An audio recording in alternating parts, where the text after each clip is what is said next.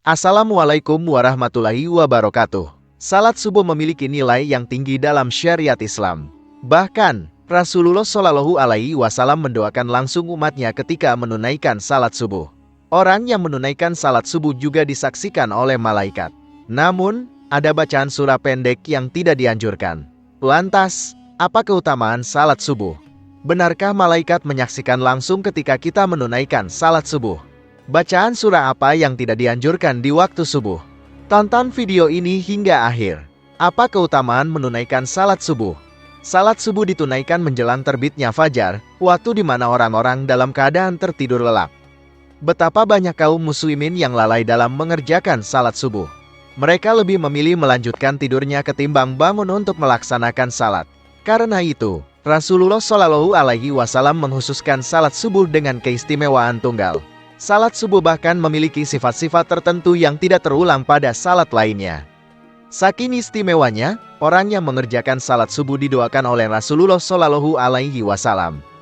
Hal ini sebagaimana disebutkan dalam sebuah hadis. Rasulullah Shallallahu Wasallam bersabda, "Ya Allah, berkahilah umat Islam. Mereka senang bangun subuh." Hadis riwayat Tirmidzi, Abu Daud, Ahmad, dan Ibnu Majah. Apabila Rasulullah Shallallahu Alaihi Wasallam yang berdoa, bahkan tidak ada perantara di antara Rasulullah Shallallahu Alaihi Wasallam dengan Allah Subhanahu wa Ta'ala secara jasadiah. Rasulullah Shallallahu Alaihi Wasallam yang paling dekat dengan Allah Subhanahu wa Ta'ala. Dalam sebuah hadis, dijelaskan bahwa orang yang menunaikan salat subuh berada dalam jaminan Allah Subhanahu wa Ta'ala. Rasulullah Shallallahu Alaihi Wasallam bersabda, "Barang siapa yang mendirikan salat subuh, dia berada dalam perlindungan Allah. Janganlah kamu mencari jaminan Allah dengan yang lain selain dari salat. Sebab, jika seseorang mendapatnya, dia akan tergelincir ke dalam neraka." Hadis riwayat Muslim. Ketika Allah Subhanahu wa Ta'ala memberikan jaminan, mungkin akal manusia kesulitan untuk memahami dan menjangkaunya. Janji Allah bagi hambanya yang taat dalam mendirikan salat subuh adalah akan melihat wajahnya di surga.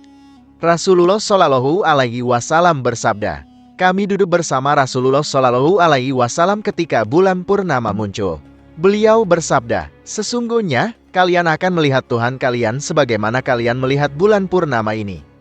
Janganlah menyerah untuk mendirikan salat sebelum matahari terbit dan salat sebelum matahari terbenam. Lakukanlah itu.'" Hadis riwayat Bukhari dan Muslim. Dalam Al-Quran, subuh disebut sebagai waktu yang paling baik untuk meraih rahmat dan keridhaan Allah Subhanahu wa Ta'ala. Allah berfirman, "Dan bersabarlah bersama-sama dengan orang-orang yang memanggil Tuhannya di pagi dan petang hari, mencari keridhaannya. Dan janganlah matamu berpaling dari mereka, mencari perhiasan dunia. Dan janganlah kamu mengikuti orang yang hatinya telah kami lalaikan dari mengingat kami serta menuruti hawa nafsunya. Dan keadaannya itu melebihi batas." Quran.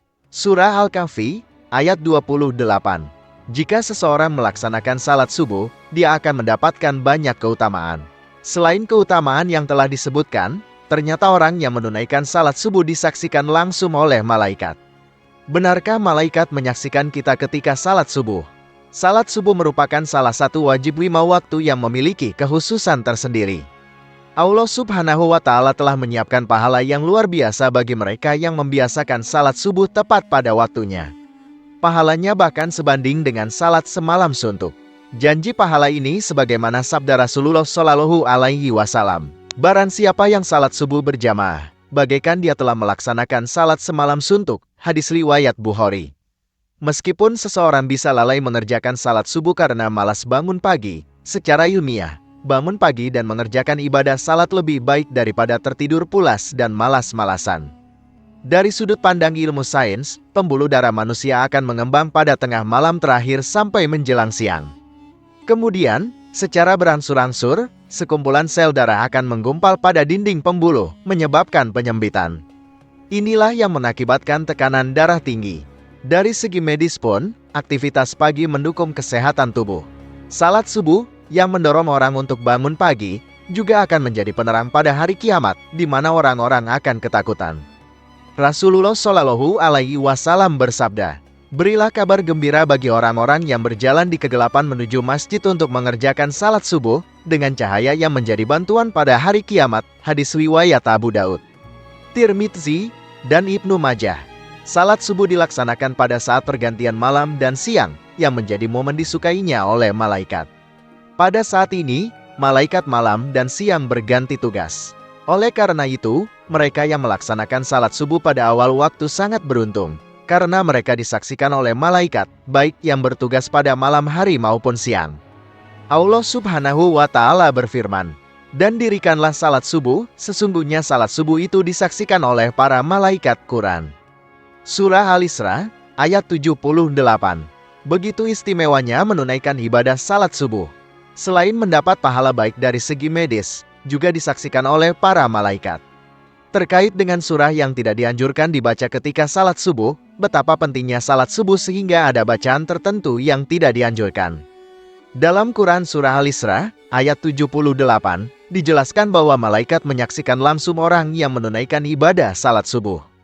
Dari tafsir ayat tersebut, para ulama menyimpulkan bahwa pada salat subuh, setelah bacaan Al-Fatihah, disunahkan membaca bagian yang panjang dari Al-Quran, baik surah maupun ayat. Inilah yang dimaksud dengan Sunan Al-Mursalintul Al-Qiraah, yaitu tradisi membaca ayat-ayat atau surah panjang ketika menjadi imam salat subuh yang diwarisi dari para nabi terdahulu dan dilanjutkan oleh Rasulullah Shallallahu Alaihi Wasallam, para sahabat, dan tabi'in. Oleh karena itu, seorang imam salat subuh, setelah membaca Al-Fatihah, sebaiknya tidak membaca surah pendek, terutama yang sangat pendek seperti Al-Ikhlas, Al-Falaq, dan Anas. Ini bukan masalah sah dan tidak sah, melainkan masalah pahala yang lebih besar atau lebih kecil. Meskipun waktu terasa singkat, janganlah kita rugi dengan hanya membaca ayat-ayat pendek saat melaksanakan salat subuh yang disaksikan oleh banyak malaikat. Sangat disayangkan jika kita hanya membaca ayat pendek dalam momen yang sangat istimewa ini. Semakin banyak huruf-huruf Al-Quran yang kita baca dalam salat subuh yang disaksikan oleh para malaikat, semakin banyak juga catatan amal kebaikan yang kita persembahkan kepada Allah Subhanahu wa Ta'ala melalui mereka. Rasulullah Shallallahu Alaihi Wasallam sering memberikan contoh-contoh bacaan dalam salat subuh yang syarat akan makna tertentu.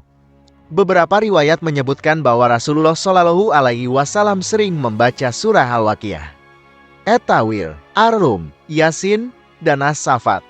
Jabir bin Samurah juga mencatat bahwa Rasulullah Shallallahu Alaihi Wasallam melaksanakan salat-salat wajib seperti yang dilakukan saat ini, namun terkadang beliau meringankannya. Pada salat subuh, beliau biasanya membaca surah Al-Waqiah dan surah-surah yang sejenisnya. Hadis Ahmad.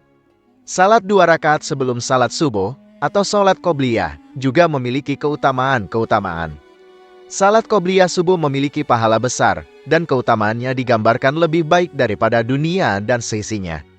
Salat ini dilakukan dengan ringkas, tanpa perlu berlama-lama. Dalam mazhab Hanafi, ada pendapat yang menunjukkan bahwa waktu terbaik untuk meredakan ibadah salat subuh adalah saat langit mulai menguning, pertanda matahari akan segera terbit. Meskipun pendapat ini kurang populer, namun beberapa orang mengamalkannya. Semua ini menunjukkan keistimewaan besar dari salat subuh. Seharusnya tidak ada yang menghalangi kita untuk meninggalkan selimut dan mengakhiri tidur untuk melaksanakan salat subuh. Setelah semua, tidakkah pelaksanaan ibadah salat subuh ini jauh lebih berharga daripada dunia dan seisinya? Demikian pembahasan kali ini. Semoga bisa bermanfaat untuk kita semua. Amin ya rabbal alamin. Jika kamu memiliki pendapat terkait pembahasan kali ini, tulis pendapat kamu di kolom komentar di bawah ya. Terima kasih telah menonton video ini. Jika kamu menyukai konten ini, jangan lupa untuk like, share, dan subscribe ya. Terima kasih dan sampai jumpa dalam video berikutnya.